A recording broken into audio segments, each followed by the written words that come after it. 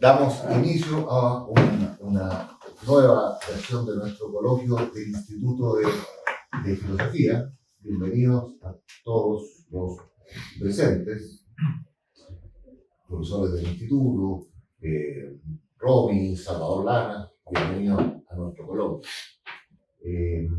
Hoy día, nuestra académica Patricia Vargas va a exponer el tema que les voy a decir a continuación, y para aquellos que, aunque creo difícil, pero aquellos que no conozcan a Patricia, es académica de nuestro Instituto de Filosofía, ingeniero comercial de la Universidad Adolfo Ibáñez y magíster en Filosofía Aplicada por la Universidad de Los Ángeles. Patricia nos va a exponer sobre el distributismo. Desde luego se llama el título El sabueso del distributismo. Adelante, Patricia, cuando quiera. Gracias. Bueno, voy a empezar explicando el nombre del coloquio, porque es bien original. La verdad es que cuando Emilio habló conmigo, yo tenía este libro en mis manos, lo acababa de comprar y... ¿Se puede acercar un poquito el micrófono? Sí. Perfecto. Ahora sí. Perfecto. Tenía este libro en mis manos, lo acababa de comprar y consiste, bueno, es un libro que recoge una serie de ensayos sobre el distributismo, inspirado, bueno, el distributismo es una teoría de Chesterton y de Hilaire Belloc. Y el nombre, en el fondo, tiene su origen en los padres dominicos, ¿no? La madre de Santo Domingo tuvo un sueño en que aparecía un sabueso, tal como aparece acá. No sé si se alcanza a ver, no se ve mucho. No, eso sí. Un sabueso de alto fuego. Y así a los padres dominicos lo llamaban The Hounds of the Lord. Y luego esto se aplicó a Chesterton como el sabueso del fruity. Ese es el origen. Es un nombre bastante original, bastante raro, pero se entiende. Bueno, me basé en algunas publicaciones. El esquema de la cordura, que se escribió en 1910 por Chesterton. También es un conjunto de artículos, de publicaciones en torno al tema. Es un libro por el cual uno puede empezar a entender el distributismo. También algunos ensayos de Hilaire Belloc, que es su gran amigo, con el cual se entendía muy bien y con el cual creó esta corriente. También ortodoxia, me voy a detener también en ortodoxia, que está mal en el mundo, de 1910, algunos otros ensayos que fueron publicados. También un escrito de Dermot Quinn, que es un filósofo que todavía está vivo, que es de la Seton Hall University, que está en New Jersey, si acaba de estar ahí, y algunos otros escritos de Dale Alquist, y una publicación que acaban de hacer, la hicieron en el año 2018, Callahan y Salter, de la Universidad de Texas. Bueno, quiero empezar, para entender a Chesterton, hay que empezar entendiendo su libro central, que es Ortodoxia. Toda la lógica chestertoniana se entiende en torno a este libro. Es el libro nuclear. Y dentro de Ortodoxia existe un capítulo nuclear, que es el capítulo número 4. Se podría decir que también es el libro bisagra. Cuando uno logra entender Ortodoxia, y sobre todo el capítulo 4, puede iluminar toda la obra de Chesterton. A veces hay gente que me ha dicho que ha empezado a leer a Chesterton a partir del hombre que fue jueves, o no sé, o Man Alive, y que lo han encontrado rarísimo y que lo han abandonado porque no han logrado entender mucho, ¿no? Y se han molestado con el autor. Entonces, bueno, para empezar, para lograr entender y lograr, en el fondo, llegar al corazón del autor, yo recomiendo esto. Este es un capítulo que afirma el sentido común. y nos invita a volver a ver el mundo tal como lo vimos cuando éramos niños. Es decir, de una manera, es como ir simplificando, porque Chesterton tiene fama de ser un autor complicado, ¿no? Oscuro, y muestra las reglas básicas de la existencia humana que están en un cuento de hadas, ¿no? El famoso fairy tale. Los cuentos de hadas o rimas de cuna contienen verdades eternas que nos reconectan con el sentido de admiración, nos mueven a preguntar y nos mueven a agradecer. ¿Cómo operan los cuentos de hadas? Ponen una condición, como por ejemplo, son cosas absurdas, ¿no? Vas a ser feliz si no muestras una cebolla a la hija del rey, ¿no? Como una clave. Entonces podemos trasladar esto a la Sagrada Escritura. La clave estaba dentro de los primeros 3 capítulos del Génesis. Vas a ser feliz si no comes una manzana. Y podemos decir que la vida es un cuento de hadas. Había solo una condición. Esto también lo podemos llevar, lo trasladamos a la filosofía clásica, que hace algo similar. Si quieres ser feliz, sé virtuoso. O sea, podemos decir que hasta los filósofos paganos, ponían esta condición para la felicidad.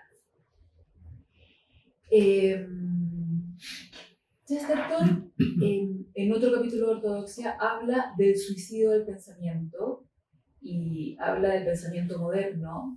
Se refiere a los maníacos, ¿no? Como los pensadores modernos, y apunta a los problemas que nos rodean como eso, como personas que están como maníacas, pensando solamente en una cosa. Y que son personas incapaces de asombrarse, de agradecer, de alegrarse y de leer cuentos de hadas, ¿no? O de mirar el mundo como se muestra en los cuentos de hadas. Por lo tanto, no tienen aire fresco. Solamente quiero mencionar que Tolkien y Joseph Pearce, para quienes conozcan a Joseph Pearce se convirtió leyendo a Chesterton, se inspiraron en este capítulo para parte de su obra. Aquí voy a hacer un paréntesis.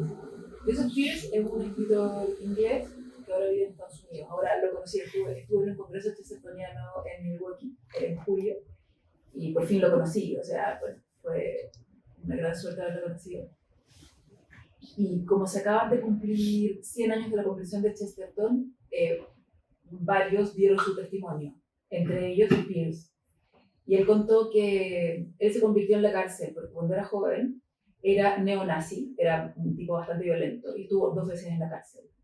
Y estando durante su segunda permanencia en la cárcel, comenzó a leer el distributismo en Chesterton, o sea, artículos del distributismo, y se convirtió, ¿no?, al catolicismo a través de la lectura de textos chestertonianos. Esto es solamente como un dato, o sea, cómo se llega a la conversión, cómo se llega a la fe a través del distributismo. Bueno, entonces, sigo ahora, retomo el capítulo 4 de Ortodoxia. A partir de los cuentos de hadas comienza a hablar de las leyes de la ciencia.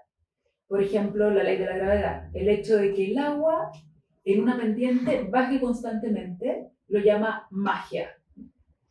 Dice, me puedo imaginar, sin embargo, un agua corriendo hacia arriba. Eso se puede imaginar. Pero no me puedo imaginar que un tigre más 2 tigres den igual a otra cosa que no sea 3 tigres, porque sería ilógico. Me puedo imaginar que de un árbol salgan tigres, aunque sea contra la naturaleza. Puedo hacerlo, me lo puedo imaginar. Y también me puedo imaginar que un muerto resucite. Y eso no va contra la lógica. Si este mundo está envuelto en magia, debe haber un mago. Este mundo nuestro tiene un propósito. Siempre había sentido la vida como una historia. Si hay una historia, hay un relator de la historia. Bueno, entonces hasta aquí queda, ¿no? Hay un storyteller, dice, hay un relator de la historia y eso nos da seguridad. O sea, estamos en un contexto, tenemos un creador, bueno, entonces esto es el contexto en el cual Chesterton va escribiendo toda su literatura, va escribiendo todos sus artículos y en esa lógica se va moviendo, ¿no? Y eso es lo que contagia alegría y lo que hace que vaya jugando, ¿no?, en su vida. También esto es lo que nos otorga libertad y lo que nos otorga seguridad. Luego, Belloc es lo que dice con respecto, Hilaire Belloc, lo que dice con respecto al capitalismo. El capitalismo pareciera que nos da libertad y el socialismo pareciera que nos da seguridad. Dice, yo no tengo problema ni con la libertad ni con la seguridad. Tengo sí problemas con el capitalismo y con el socialismo. Entonces va haciendo también este juego. Debemos saber dónde buscar la libertad y dónde buscar la seguridad, que no está ni en el capitalismo ni en el socialismo, ¿no? Y también Chesterton hace también una relación poniéndoles nombres al capitalismo y al socialismo y luego lo junta, ¿no? La misma lógica la lógica del capitalismo es la misma lógica del socialismo, que aplastan a la persona. Y luego dice, Dios crea y nosotros subcreamos. O sea, también hace una antropología del trabajo. Como es importante considerar a la persona como un ser familiar y presentar todo siempre en torno a la persona. También dice que las cosas hay que simplificarlas, hay que pensar siempre en las soluciones antes de pensar en los problemas y ver la vida como esto, ¿no? Como esto, que somos unas criaturas que estamos siempre, ¿no? Que estamos viviendo un cuento de hadas, pero que no solamente se queda en un cuento, sino que es un cuento real. Siempre vuelve sobre esa lógica una y otra vez.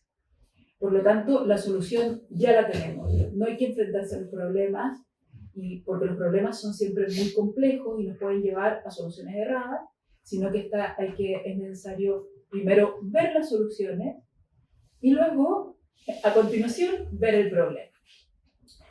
El disfrutismo comenzó en Inglaterra a principios del siglo XX, con los autores que ya les mencioné. Y también quiero comentar que estas historias, que las ideas chestertonianas, que las ideas disfrutistas, que todavía no las acoto, ¿no? Todavía no las menciono, solamente estoy dando una introducción, no circularon o no tuvieron difusión solamente en Inglaterra, sino que también se difundieron en otros ambientes, no solamente ingleses y no solamente católicos. Por ejemplo, en el ambiente episcopaliano, también en España tuvieron una cierta repercusión, también en Alemania, ¿no?, con el ordoliberalismo. ¿En qué contexto se dan? Chesterton escribió muchos artículos, o sea, muchos ensayos sobre el disfrutismo, él como editor de una revista y también como presidente de la Liga Disfrutista, hacia el final de su vida, ¿no?, en el contexto de la depresión económica de los años 20. Él murió en el año 36 y esto se dio sobre todo entre el año 1926 y 1936. Y esto se convirtió como en una especie de movimiento económico y político, ¿no?, que tuvo gran repercusión, porque además fue muy oportuno. Se podría decir que es una filosofía social económica que se sustenta ¿en qué? En la propiedad privada. O sea, siempre va a estar hablando de la importancia de la propiedad. ¿De la propiedad privada de qué? De los medios de producción. Porque no consiste en tener cualquier cosa, ¿no? Porque uno podría recibir un sueldo, después ya voy a hablar del salario, ¿no? Uno podría recibir un sueldo mensual, ya un salario, pero luego gastar ese sueldo, ¿no? Pero no consiste en eso. No consiste en ser un asalariado, en ser un empleado y quedarse tranquilo con eso. Después voy a mencionarles qué nombre le da Chesterton, Chesterton Belloc a eso, sino que consiste en poseer medios de producción. Y que esos medios de producción estén ampliamente dispersos, ¿no? Que los tenga mucha gente. Y como los tiene que tener mucha gente, lo normal sea que sean pocos medios de producción, o sea, pequeñas cantidades distribuidos en muchas personas. Ahora leo de Callahan y Salter. Pequeños propietarios, comerciantes, propietarios que tienen sus máquinas, herramientas, ellos son vistos favorablemente. En cambio, grandes gobiernos y corporaciones, frecuentemente ejerciendo poder económico significativo, son vistos con sospecha. Chesterton no tiene una idea económica, social o política, esto lo dice otro autor que se llama Ricardo de la Torre. Bueno, aquí me voy a pasar a un pequeño tema, pero sí tiene una visión del mundo, una visión que da, por supuesto, la sacramentalidad, miren el término que usa, sacramentalidad de las cosas ordinarias, de manera que debe ser entendida como espiritualidad comunicada a través de lo material.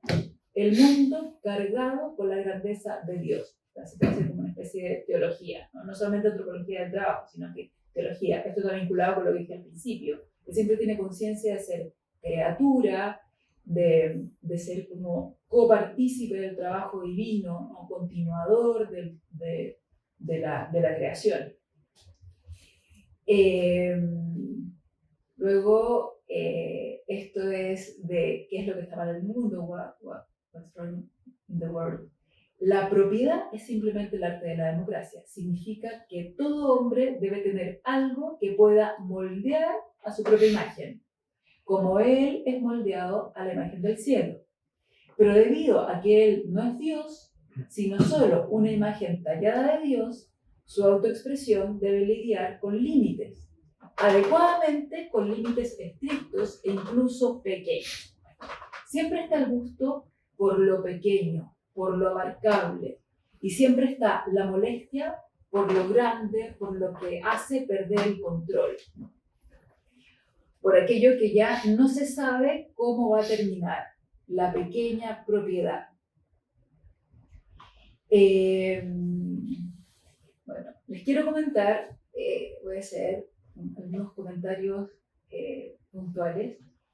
Es que el año pasado me encontré con una novela, me la recomendaron mucho y la empecé a leer. Yo no sabía de qué se trataba la novela. Me dijeron que era buena, ya, bueno, que era muy interesante, que era como... No me comentaron más. La novela se llama El despertar de la señorita Prim. O sea, el título no dice mucho. Yo, de verdad, que por título no me tincaba. Dije, debe ser un poco fome. Pero bueno, quería leer algo distinto, algo que me distrajera un poco. 345 páginas. Dije, ya, de una argentina, Natalia San Martín. Lo empecé a leer y hubo algunos temas que como que me empezaron a sonar familiares.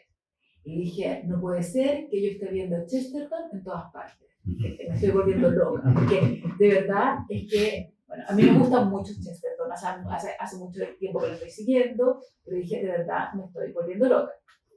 Entonces, primer capítulo, segundo capítulo, hasta que en un momento, en un diálogo de la señorita Prim con una señora del pueblo, le dice, ¿acaso son los tributistas? Y dije, no me estoy volviendo loca. ¿En qué consiste esta novela? O sea, es una novela, parece que no se trata de nada, porque no, la verdad es que es muy buena, la verdad es que lo recomiendo.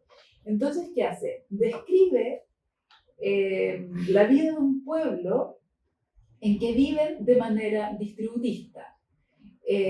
Todos han decidido, después se va sabiendo, se va desarrollando, en que todos han decidido irse de un pueblo, como que dan origen a un pueblo, y son todos pequeños comerciantes, tienen un homeschooling, todos ahí fabrican sus propios quesos, no sé. Entonces ya todo parecía tan sospechoso y tan ideal que hasta que lo sueltan, dice. Y luego empieza con el cuento de hadas. Ya se va al capítulo 4 de ortodoxia y termina con, o sea, de verdad copia algunas partes textuales de ortodoxia, ¿no? Yo dije aquí faltaron los derechos de autor, pero bueno ya. Pero después investigué y pregunté, ya tradujeron el libro al inglés, lo leyó Dale Alquist, que es el presidente de la American Chesterton Society, les encantó el libro y bueno, para que vean que el distributismo da para mucho, o sea, para escribir novelas con el modelo distributista. Me dio mucha risa. Después, ahora les comenté que estuve en un congreso chestertoniano y hubo un relator que habló del distributismo. Ahora al distributismo le quisieron cambiar el nombre. Una vez leí que Chesterton decía que el distributismo era un modelo perfecto, que el distributismo era fantástico, pero que lo único malo del distributismo era el nombre, porque de verdad todo el mundo se confundía, ¿no? Uno dice distributismo y la verdad es que nadie entiende qué es. De verdad es un nombre bastante raro. Entonces, en una revista, que se llama Gilbert, aquí está la revista, bueno, la muestro, aunque no se alcance a ver, decidieron, la American Chesterton Society, decidió cambiarle el nombre al distributismo. Hicieron un concurso y ganó el nombre localismo. Y yo dije, no sé qué es peor, si distributismo o localismo. El asunto es que todo el mundo le sigue diciendo distributismo. Yo no soy capaz de decir localismo porque es más raro y se entiende menos. Pero la ponencia en cuestión, la ponencia que hizo este distributista en Milwaukee se tituló Localismo. Bueno, ¿y qué decía él? Decía, bueno, yo les quiero contar que yo vivo al estilo localista hace más de 10 años. Me fui a vivir a una granja con mi familia y nosotros plantamos nuestras propias no sé cuánto, y nosotros comemos de lo que plantamos, y nosotros construimos nuestra propia casa, y no somos arquitectos, y miren la casa que me construí, una muy buena casa, y yo no soy granjero, y miren cómo hago, cómo tengo mi granja, y no soy jardinero, y miren cómo tengo mi jardín. Bueno, esa puede ser una forma de ser distributista, un estilo, y además me llevo muy bien con mis vecinos, y hacemos, miren cómo hacemos vida social, y hacemos nuestra barbacoa. Muy bien, puede ser, puede resultar, pero yo pensaba, tampoco le dije nada en el momento porque, bueno, pobre, le iba a echar a perder. Pero puede ser un estilo, puede ser una forma, tomó algunos principios del distributismo y lo hizo, pero a ver, hoy en día, siglo XXI, ese no tiene por qué ser la forma de ser distributista, ¿no? Y tampoco el modelo que aparece, tampoco el modelo que aparece en la novela de la señorita Prim. Es una muy buena novela, pero no se trata de andar fundando pueblos chicos, de despreciar a las grandes ciudades, porque eso no es el mundo, ¿no? Ahora, en un momento más, vamos a ver algunas críticas al distributismo y por qué después de la muerte de Chesterton pareció como si el distributismo fuera a morir, y no murió porque hay muchas personas que están empeñadas en revitalizarlo. Bueno, yo creo que he nombrado el distributismo, he dicho algunas cosas, pero no he terminado de describirlo. Bueno, ¿en qué está inspirado el distributismo? Bueno, como buenos cristianos, aunque Chesterton se convirtió a la Iglesia Católica en el año 1922, el 30 de julio, él era católico de fondo desde mucho antes. O sea, la conversión de hecho se realizó 14 años antes de su muerte, pero ya él ya seguía y leía al Papa, etc. Entonces se inspiraron, en el fondo las ideas distributistas están inspiradas en la Rerum Novarum del Papa León XIII y luego las enseñanzas del Papa Pío XI, ¿no? La doctrina social de la Iglesia. Entonces, quisieron estas dos personas llevar a cabo, concretar esta doctrina. Y empezaron a escribir ensayos y empezaron a hablar, también para enfrentar al socialismo y al capitalismo, porque veían que ninguna de estas dos corrientes, ni forma de vida, promovían a la persona común, ¿no? O sea, más aún, aplastaban a la persona común. En The Outline of Sanity dice, Dice, la verdad es que lo que llamamos capitalismo debería llamarse proletarismo. El punto no es que algunas personas tengan capital, sino que la mayoría de la gente solo tiene salarios, porque no tiene capital. Ese es el problema. O sea, la mayoría de la gente es como una especie de...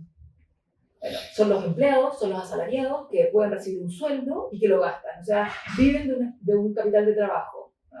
Reciben el sueldo, se gastan el sueldo y no logran tener un capital propio, un capital que les permita generar nuevo capital, sino que solamente tienen un flujo de capital, de trabajo. Y eso es una nueva forma de ser proletario, y se llama proletarismo, una nueva palabra. Si bien Chesterton demuestra cómo el socialismo falla por completo en cumplir cualquiera de sus promesas, porque no confía en que el hombre común tome sus propias decisiones, también señala que el principal fracaso del capitalismo es que ha logrado todo lo que el socialismo amenazó con hacer. Me voy a detener en el concepto hombre común. En general, en sus escritos destaca quién es el hombre común. En la novela, por ejemplo, en la novela Man Alive, no sé si la han leído, el protagonista se llama Innocent Smith. Muchas veces nombra el apellido Smith. Porque dice, bueno, en Inglaterra cualquiera se puede llamar Smith. El hombre Smith es cualquier persona. Y además, Smith significa herrero. Bueno, perdón. Por otro lado, Smith significa herrero. Y una persona que es un herrero es una persona que trabaja con el metal. La persona que trabaja con el metal cumple un rol muy importante en la sociedad, ¿no? Porque el metal permanece. Entonces dice, la persona común puede ser cualquiera, pero la persona común es una persona muy importante, ¿no? Y esa persona tan importante podemos ser, somos todos, o sea, cualquiera es importante, ¿no? Entonces va haciendo ese juego. Bueno, y dice sigue diciendo, ¿no? Quejándose del sistema capitalista. Bajo el capitalismo, un empleado vive en una casa que no es suya, estamos hablando en Inglaterra, ¿no? En una casa que no es suya, que no hizo y que no quiere. Piensa en términos de salario, de tiempo. No haría ninguna diferencia por un empleado de una gran corporación si su trabajo fuera, en cambio, en un departamento gubernamental. No importa si es un servidor anónimo del Estado o de los ricos.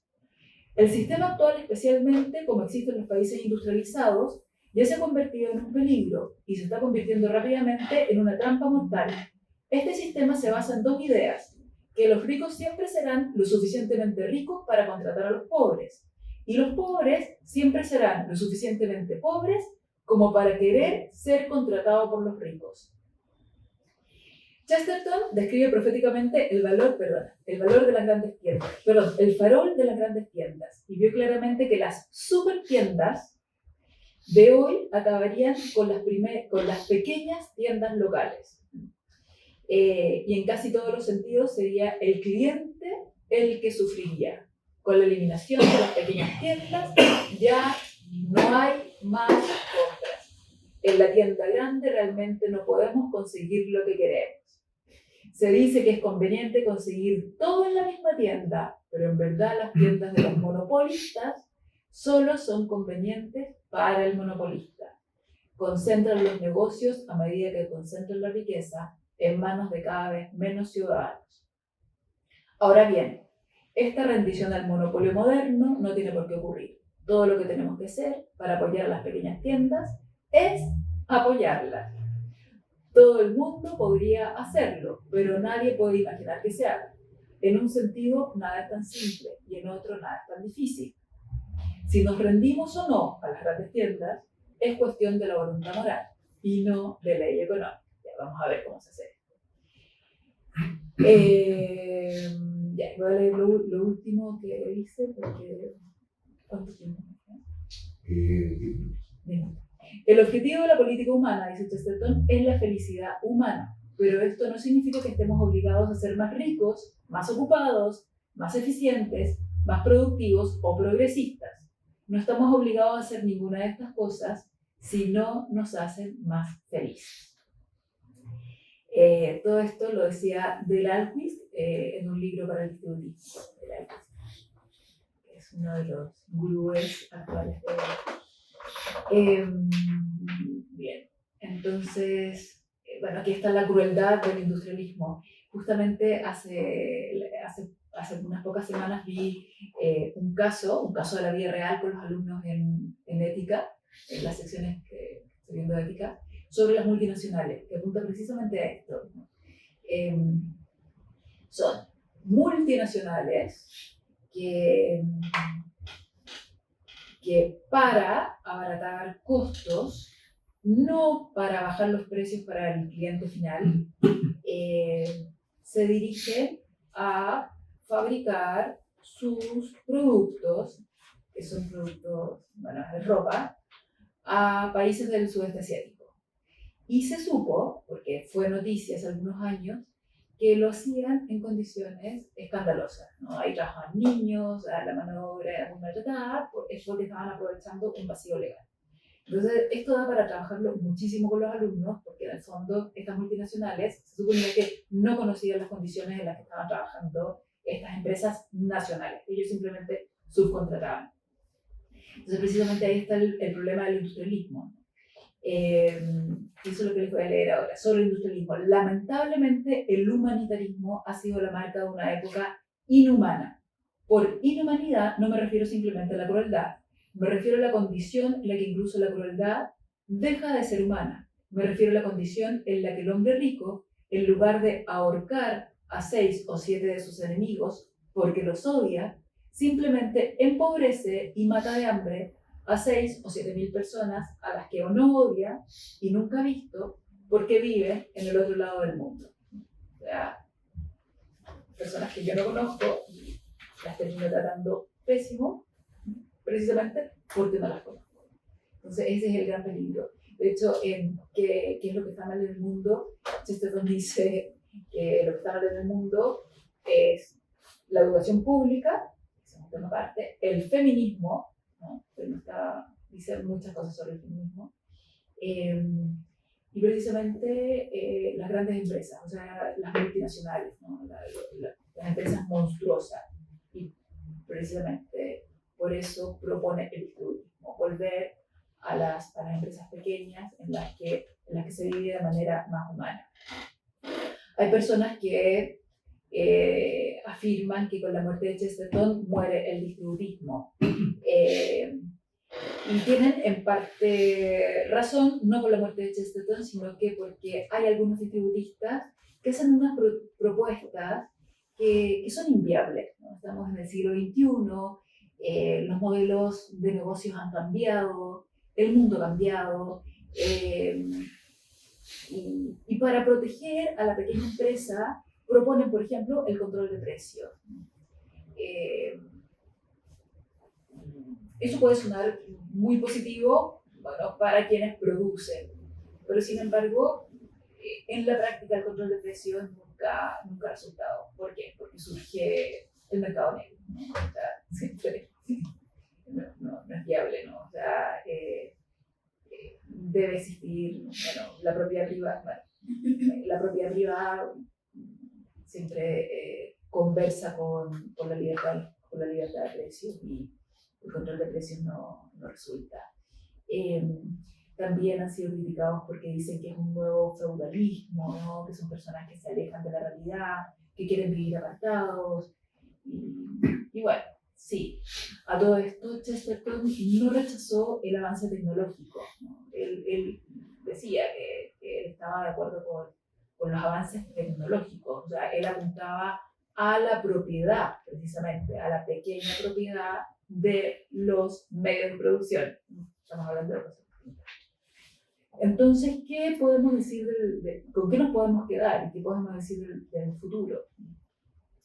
Que sí, que efectivamente hay que crear condiciones, que se debe respetar la libertad individual, que deben estar las condiciones, que debe haber Estado de Derecho para que se pueda vivir en una sociedad distributista, que por supuesto el principio de subsidiariedad debe estar presente, que debe haber una economía, debe estar presente el concepto de colaboración. Voy a poner un ejemplo, dado que tenemos como tantos modelos de negocio que son modernos.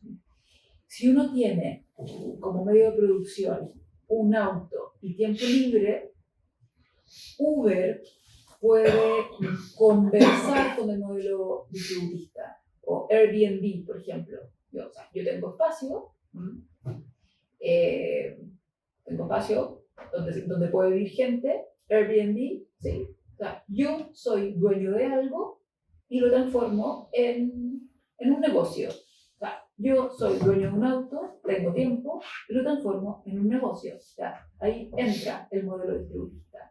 Entonces podemos ir pensando en un montón de otras cosas que sí son constantes a nuestro, bueno, a lo que estamos viviendo hoy en día. A ver, me voy a aceptar algunas cosas para no atrasarme.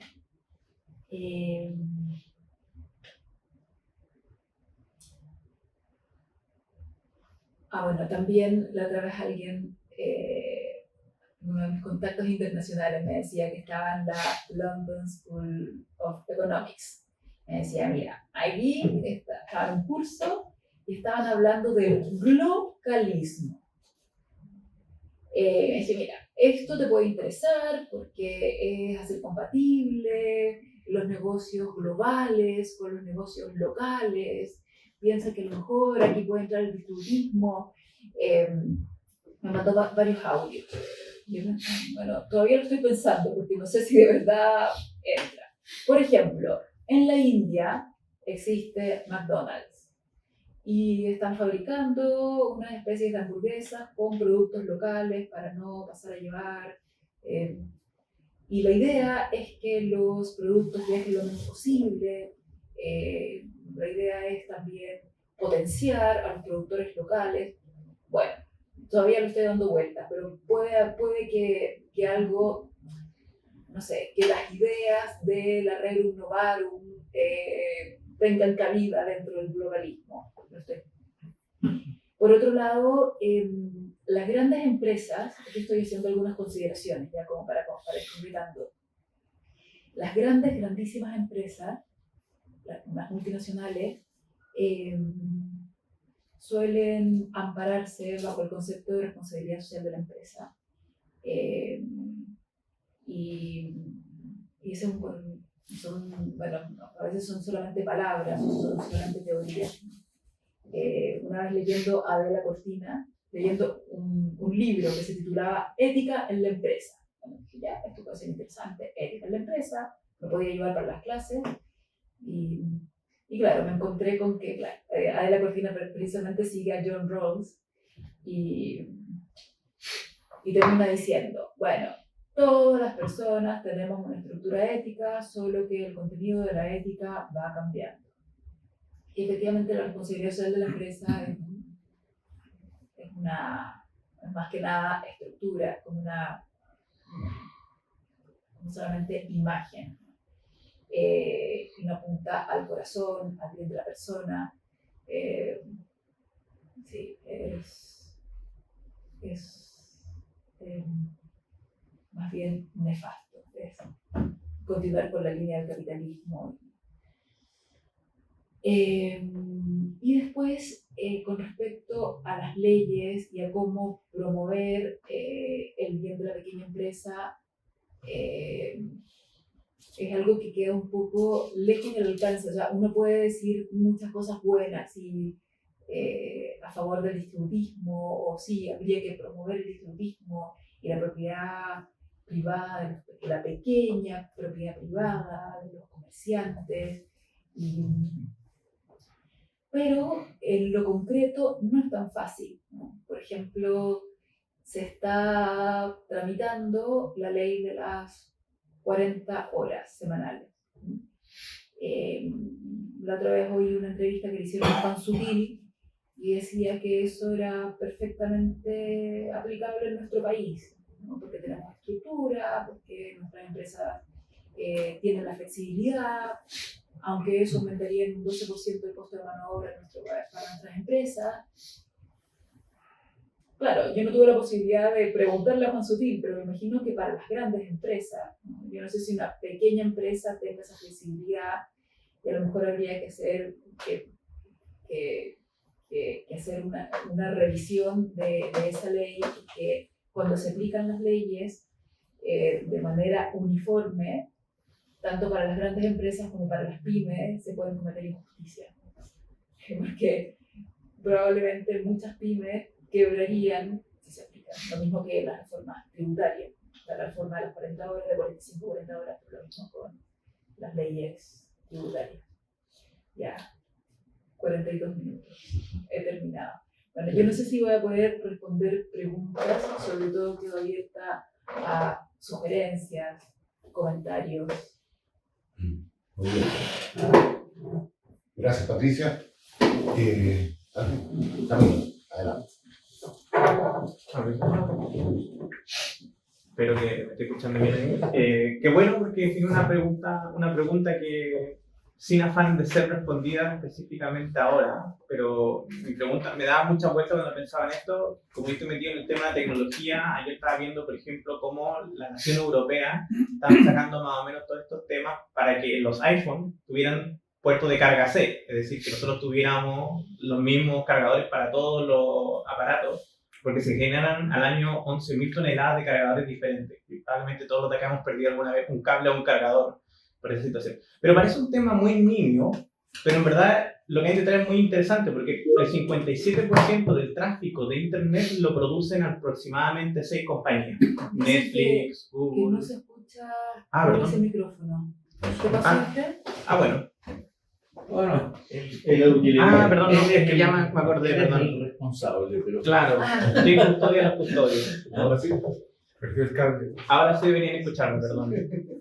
Bueno, le estaba contando justamente este tema. Las naciones europeas están también en una lucha muy interesante para desmonopolizar el uso de la Internet, porque efectivamente nosotros quizás no nos notamos tanto como en la empresa o el capitalismo cuando tenemos que remitir una pura empresa, pero en la actualidad en el ámbito de la Internet, el uso de Google, el uso de Facebook, que para ustedes Facebook es Instagram, es Facebook también, el uso de nuestros datos, está todo en verdad en unas pocas empresas. Como les contaba, el 57% del tráfico de Internet corresponde a las mismas empresas. Entonces, no sé si hay una teoría distributiva, más o menos con esta inspiración chestertoniana, en el ámbito del Internet que parece una prolongación del capitalismo fáctico.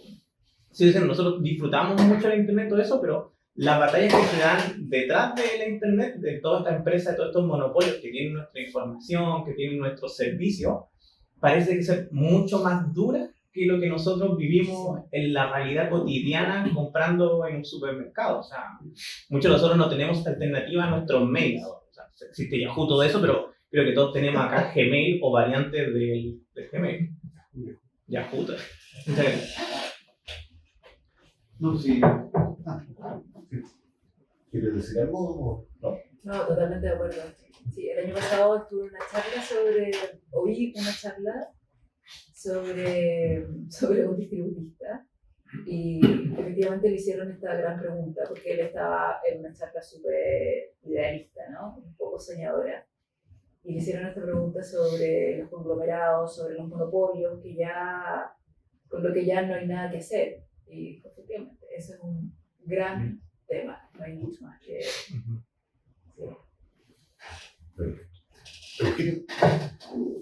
Gracias, Patricia, la verdad que súper sugerente además el tema, porque yo no me dedico al distributismo, pero sí a la economía social de mercado e indirectamente al ordoliberalismo.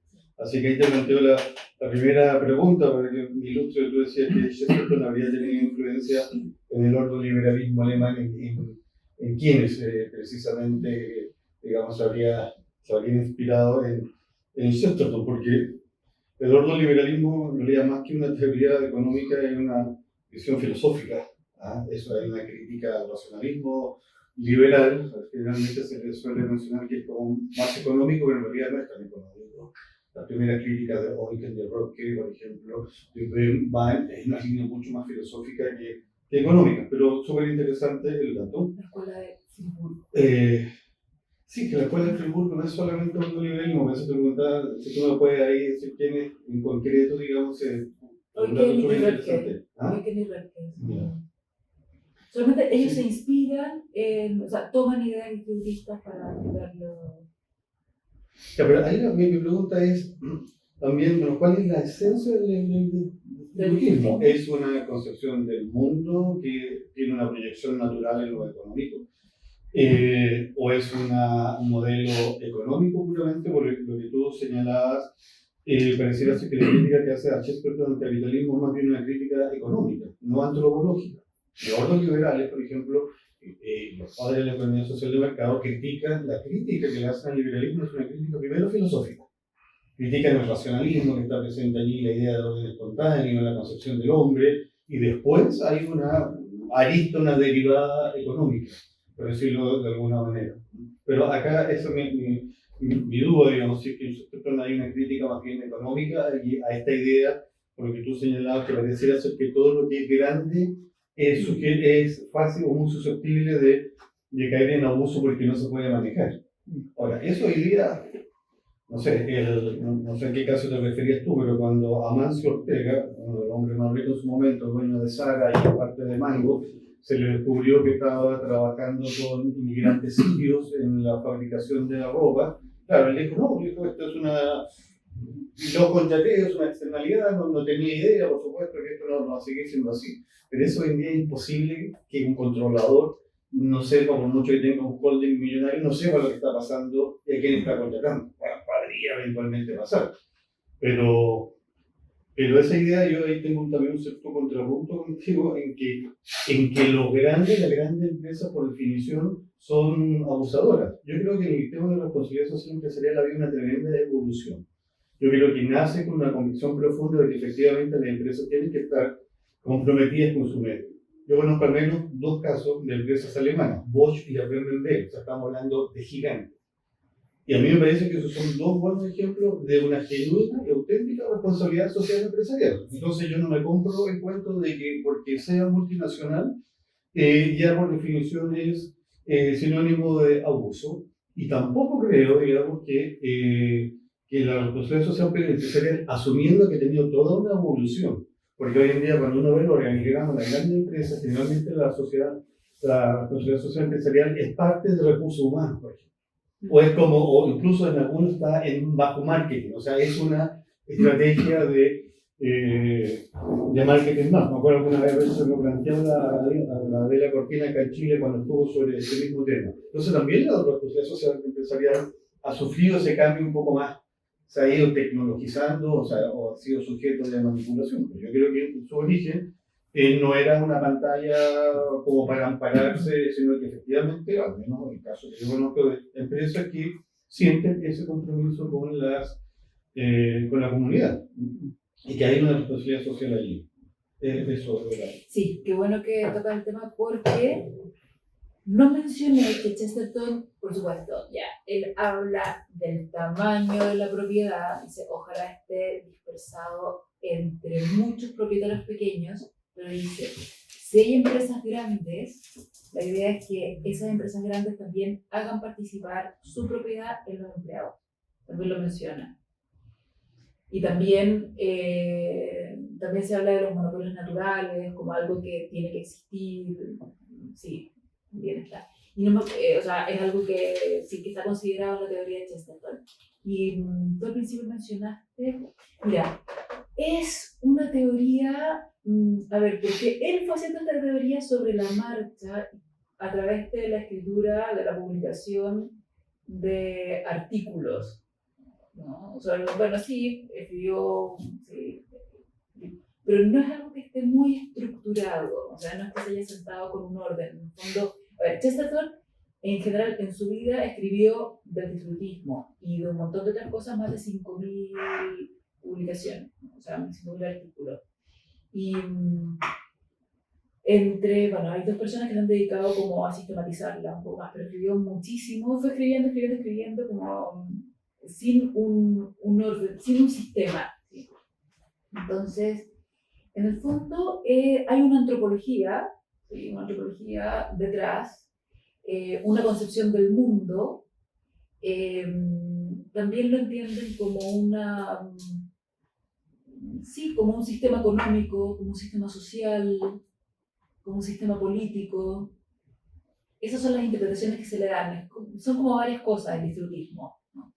También una cosa es el distributismo en sí, o sea, el cuerpo de Belloc, Chester Belloc, como decía Bernard Shaw, y luego los distributistas. Porque hay algunos distributistas que han hecho unas interpretaciones que no son tan aplicables, ¿no? Cosas un poco ingenuas.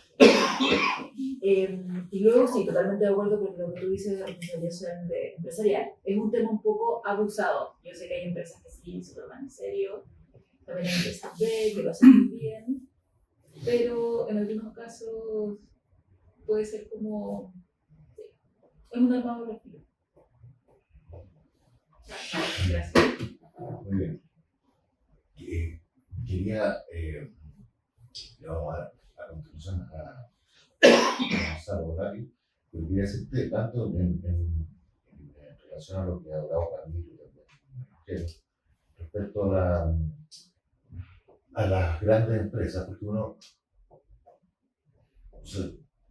no sé, uno recuerda hace más de 40 años, se dijo que en Chile ya no van a haber más proletarios, habrán propietarios. Capitalismo popular. Capitalismo popular. Y entonces uno dice, parece que eso es razonable, porque sería una especie de distributismo eso. La pregunta es, pasado ya más de 40 años de eso, ¿por qué no ha ocurrido? Esa es la pregunta. ¿Por qué no? O sea, uno podría pensar también en que que tiene que haber algo de convencimiento como actitud y tal, un poco en el sentido de la Java, de Chesterton, porque me acordé a propósito de eso, de una expresión que usa el poeta irlandés William Butler Yeats en el Crepúsculo Celta, dice, se puede dudar de muchas cosas, dice Yeats, menos de las hadas, dice, son evidentes. son evidentes. Algo de eso hay con esta idea del distributismo que a uno le parece tan cercana y tan como que uno se siente atraído por el distributismo. Mi pregunta es, ¿por qué después de 40 años no hay propietarios? ¿Por qué? Esa es la pregunta. Que tiene que ver con el distributismo. Podría ser una forma de distributismo y eso a uno le parece muy atractivo. Entonces, no hay propietarios, pero a ver. No, digo en el sentido de capitalismo popular. O sea, el problema que dice Chesterton de los capitalistas, el problema del capitalismo dice que hay muy pocos capitalistas. Ese es el problema. El problema no está en el capitalismo, es que hay muy pocos, digamos. Entonces, ¿cómo lo extendemos eso y que haya una gran cantidad de propietarios de la empresa? Ahora eso. Muchos motivos, o sea, habría que revisarlo. Pero sin embargo, hoy en día, para cada vez, o sea, hay muchos pobres, o sea, las estructuras están como para que muchos pobres tengan acceso al capital, para los fondos mutuos no están disponibles. Claro. O sea, hasta están disponibles a bajo costo. Está bien, pero mi pregunta es ¿por qué no ocurre? ¿Por un tema cultural? Yo creo que puede ser un tema cultural, efectivamente. Un tema. Habría que analizar en distintos tipos de sociedades, ¿no? Tipos de países. No sé si en Europa será así. De alguna manera todos somos propietarios porque los ahorros de pensiones están en. Claro. Hasta el momento están así. Sí, o sea, no hay mentalidad de ahorro. Sí. Yo quería felicitar a Patricia por incorporar precisamente a Chesterton en estos coloquios y ojalá no solo en estos coloquios, sino también en las actividades del Instituto de Filosofía y en general las actividades precisamente de formación integral. Yo creo que Chesterton tiene un tremendo discurso para el mundo de hoy también. No solo a través del distributismo, sino yo diría como actitud de vida y además del sentido del humor. Es bien interesante lo que dice Patricia en relación al distributismo como alternativa precisamente a su entorno. Y Patricia señalaba de que era precisamente el impacto de la Gran Depresión en Europa lo que de alguna manera alentó también la reflexión distributista. Yo añadiría a ese entorno, yo diría todo el positivismo socialista de cambio de siglo. Tú has mencionado a George Bernard Shaw, habría que agregar a H.G. Wells, al mismo Sidney Webb y la fundación del London School of Economics. Esa pretensión también de una sociedad científica, igualitaria, progresista, de la cual yo diría Chesterton demuele con tremendo sentido del humor y con tremendo sentido común. Ellos pretendieron la sociedad fabiana y en algún momento también Chesterton coqueteó con esa sociedad fabiana, pero por otro lado se alejó de ella, ese socialismo progresista que por otro lado también es un discurso que dentro del mundo de izquierda sigue muy, muy atractivo, una especie de socialista académico, racionalista, científico, que pretende también reanimar una pseudociencia. En la línea de la historia, el propio Chesterton precisamente critica esa mirada de modo profundo. Y yo creo que para entender el distributismo de Chesterton, no hay, en mi opinión, y quiero saber la tuya, no hay que utilizarlo más bien como un modelo económico, sino más bien como un estilo de vida, como una actitud de vida. Chesterton era un literato, no le pidamos peras al olmo, en el sentido de que no le pidamos una teoría económica cuántica, por así decirlo. Sino lo que él nos está señalando es un análisis crítico tanto de esa sociedad del cambio de siglo como de la Gran Depresión en relación a los defectos que él ve efectivamente y señalando de que se puede hacer otro tipo de sociedad y que ese distributismo en realidad cada uno lo puede construir, yo pienso, dentro de su propio ámbito. Pero evidentemente Chesterton no aspiraba al Nobel de Economía. Yo no sé si tú estás de acuerdo con esa actitud, digamos, con esa mirada del distributismo. Sí, totalmente de acuerdo. Muy bien, ¿alguna pregunta entre quienes están online? Perdón, ahí. ¿Alguna pregunta entre quienes están online?